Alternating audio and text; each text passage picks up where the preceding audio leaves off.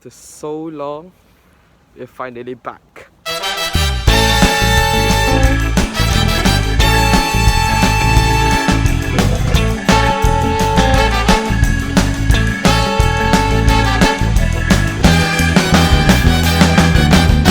not gonna lie, I look like a schoolboy all over again.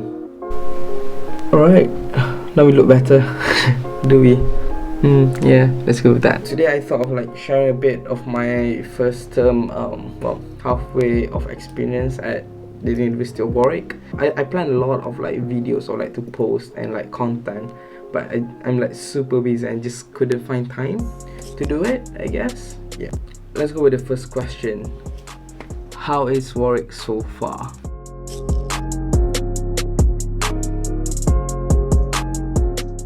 So let's talk about the academic. I'm currently a first year economics student at the University of Warwick, and I'm doing the course L100, so that's like pure economics. To be really honest, like I find it really enjoyable, but also like the workload is immensely like a lot. There's a lot to it, like you need to keep up. There's like pre-recorded lectures, there's also like assignments and also seminar tutorials that you need to attend.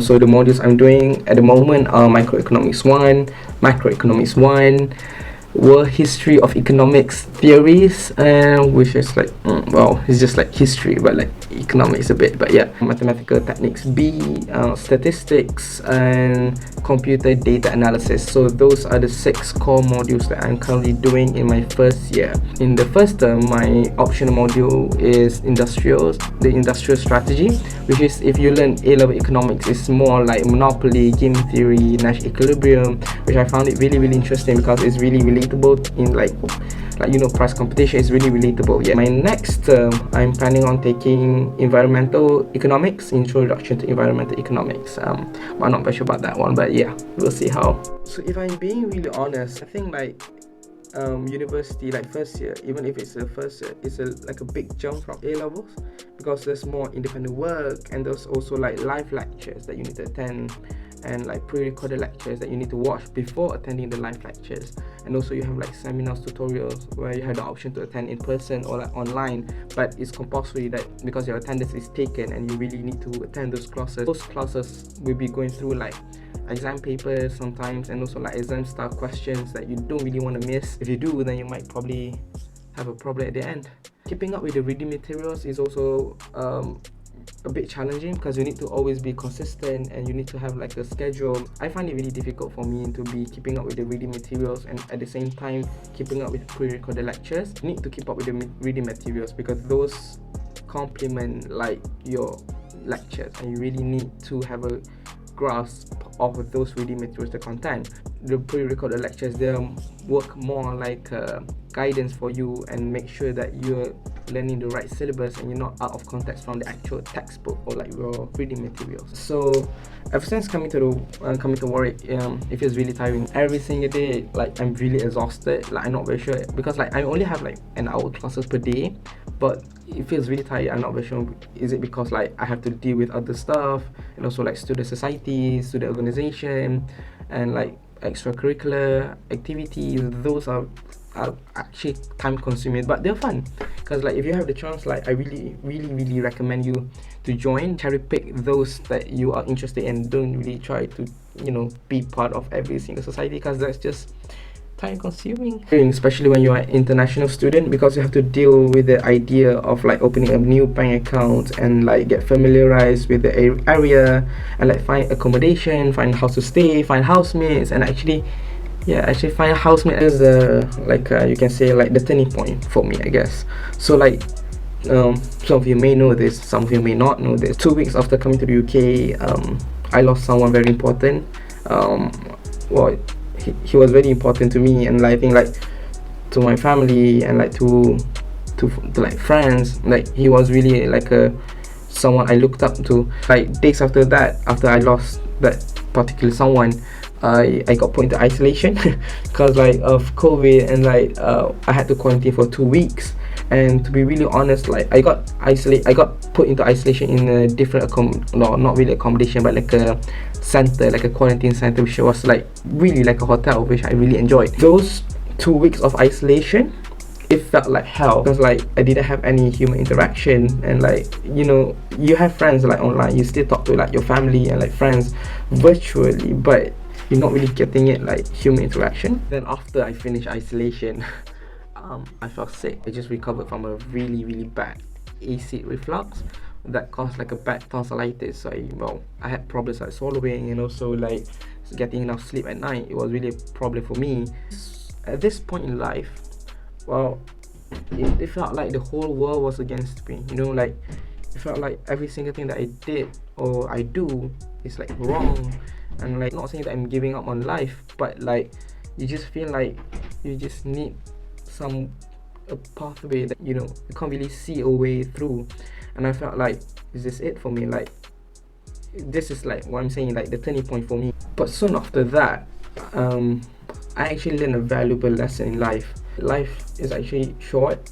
I'm now at university, and like I'm going to spend at least 3 years to get a degree, and after that I'll be start to work with the start to work, and then that's going to last for the rest of my life, like working, and then like I won't properly enjoy my time at university.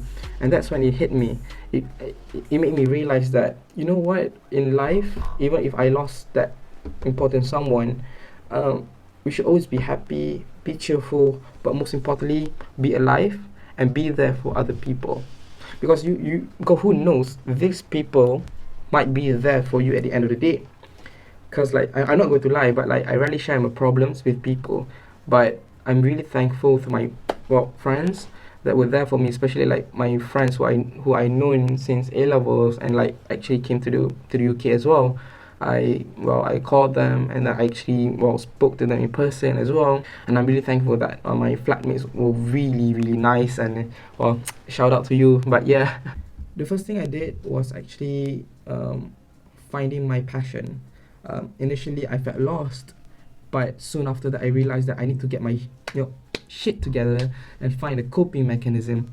And that's the reason why I decided on joining several Malaysian student organizations, because I want to be part of something big, you know, like be a group of amazing people. You just want to do amazing things and like actually contribute something to society as a whole, rather than solely focusing on yourself.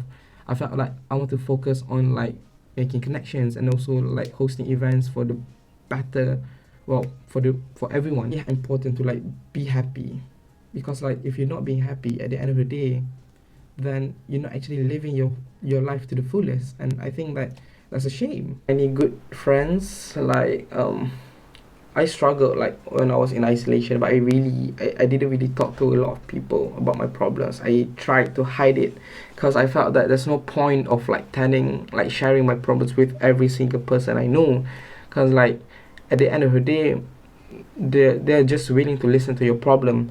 Because like when you put into isolation, there's a physical barrier to it, but also there's also like a human limitation to it, as in like everyone's busy with their own life, they have their own schedules, they have their own priorities. Everyone just can't be there for you. And actually, if you think about it, you can't be there for everyone. Well, not all the time. This first term is like really heavy, I would say. It felt like I didn't stop working. I felt sick, so like I felt sick, but I didn't really stop working. I had to attend my lectures and my seminars. I just had to push through the pain, and I realized that